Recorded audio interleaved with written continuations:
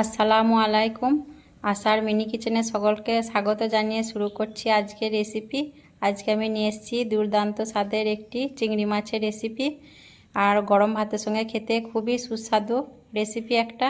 তো চলুন রান্নার জন্য কি কি লাগছে দেখে নেওয়া যাক।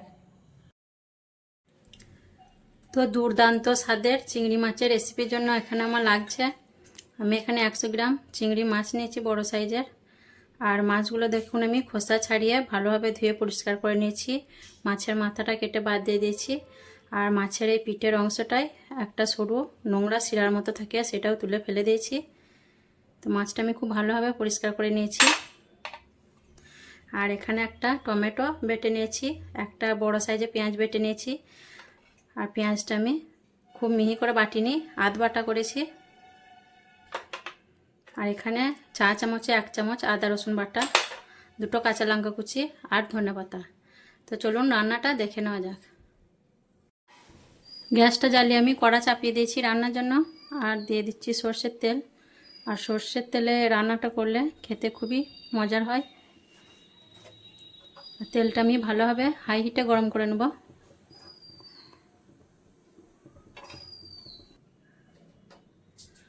তেলের মধ্যে আমি সামান্য নুন দিয়ে দিচ্ছি, তাহলে তেলটা ছিটকে আসবে না।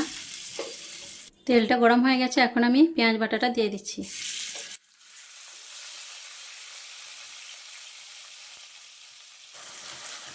পেঁয়াজ বাটাটা আমি একটু নাড়াচাড়া করে নেব।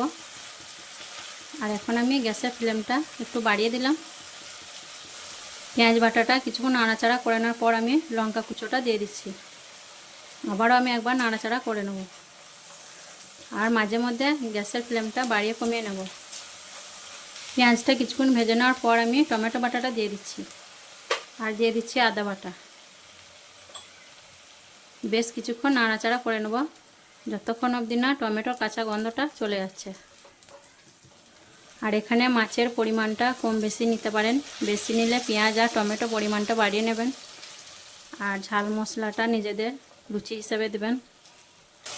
টমেটোটা বেশ কিছুক্ষণ কষিয়ে নেওয়ার পর এখন আমি মশলাগুলো দিয়ে দেবো। 1/2 চামচের থেকেও কম লঙ্কা গুঁড়ো আমি দিয়ে দিলাম, কারণ 2টো কাঁচা লঙ্কা দিয়েছি, বেশি ঝাল হয়ে যাবে। ঝালটা যারা বেশি খেতে পছন্দ করেন তারা বেশি দিবেন।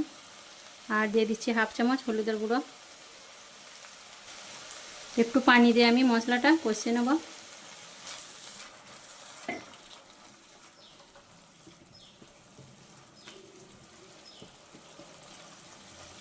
আর নুনটা আমি এখন দিচ্ছি না, সামান্য নুন তেলে দিয়েছিলাম। নুনটা আমি পরে আবার লাগলে দেব। আর মশলাটা খুব ভালোভাবে কষিয়ে নেব, যাতে পেঁয়াজ আর টমেটোর গন্ধটা না থাকে।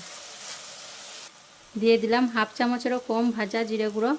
আর দিয়ে দিচ্ছি 1/2 চামচেরও কম ভাজা ধনে গুঁড়ো। মশলাগুলো আমি খুব ভালোভাবে কষিয়ে নেব। আর মশলাটা কষানোর সময় আমি দিয়ে দিচ্ছি সামান্য কটা চিনি, এতে করে মশলার স্বাদটা ব্যালেন্স হবে। আর এইভাবে চিংড়ি মাছটা রান্না করলে খেতে খুবই ভালো লাগে। আর গরম ভাতের সঙ্গে তো খেলে খুবই ভালো লাগে। আর সঙ্গে কিছুই লাগবে না, শুধু এই তরকারি দিয়ে ভাতটা খাওয়া যাবে। যারা চিংড়ি মাছ খেতে পছন্দ করেন অবশ্যই একবার এইভাবে বানিয়ে নেবেন, দেখবেন খুবই দুর্দান্ত স্বাদের একটি রেসিপি। মশলাটা আমি বেশ কিছুক্ষণ কষিয়ে নিলাম, আর মশলা থেকে তেল ছেড়ে বেরিয়ে এসছে। এখন আমি মাছগুলো দিয়ে দেবো এর মধ্যে। আর মাছটা আমি কাঁচা দেব, ভাজবো না। ভেজে দিলে মাছটা খেতে খুব বেশি টেস্ট হবে না, এইভাবে কাঁচা দিলে মাছটা খেতে খুবই ভালো লাগবে। আর মশলার সঙ্গে মাছটা এখন আমি খুব ভালোভাবে একবার কষিয়ে নেব।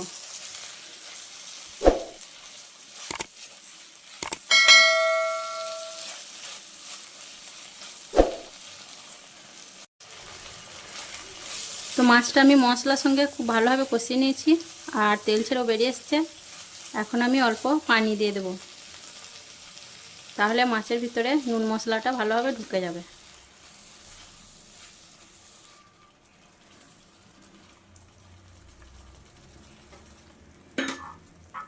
বেশি পানি দিচ্ছি না, এই পানিতে আমার হয়ে যাবে।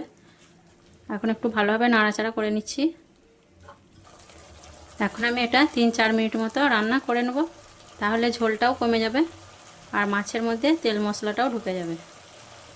3-4 মিনিট পর আবার ফিরে আসছি।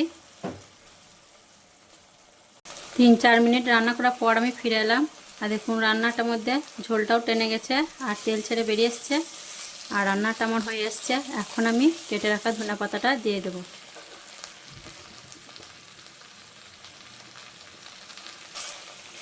ধনেপাতাটা দিয়ে আমি একবার নাড়াচাড়া করে নেব, তারপর গ্যাসের ফ্লেমটা বন্ধ করে দেবো। আর এই ধনেপাতাটা দিলে খেতে স্বাদটা দুর্দান্ত লাগবে। আর এই যে চিংড়ি মাছের একটা স্বাদ, তো চিংড়ি মাছের স্বাদটা খুব ভালো এসছে। আর এটা যদি আমি ভেজে রান্না করতাম তাহলে স্বাদটা অতটা হতো না। আর সত্যি বলছি বন্ধুরা, একবার বানিয়ে খেয়ে দেখবেন, সত্যি দুর্দান্ত স্বাদের একটি এটা রেসিপি। আর রান্না করতেও বেশি টাইম লাগলো না। তো রান্নাটা আমার হয়ে গেছে, এখন আমি গ্যাসের ফ্লেমটা বন্ধ করে দিচ্ছি। তো তৈরি হয়ে গেল দুর্দান্ত স্বাদের চিংড়ি মাছের রেসিপি। আর গরম গরম ভাতের সঙ্গে খেতে খুবই দুর্দান্ত লাগে। তো অবশ্যই একবার এইভাবে বানিয়ে খাবেন। আর কেমন লেগেছে আমার রেসিপি অবশ্যই কমেন্টে জানাবেন। আর আমার ভিডিওগুলো যদি ভালো লেগে থাকে আমার চ্যানেলটিকে সাবস্ক্রাইব করে আমার পাশে থাকবেন। সকলে ভালো থাকবেন, সুস্থ থাকবেন। আসবো আবার পরের ভিডিওয় অন্য কোনো রেসিপি নিয়ে।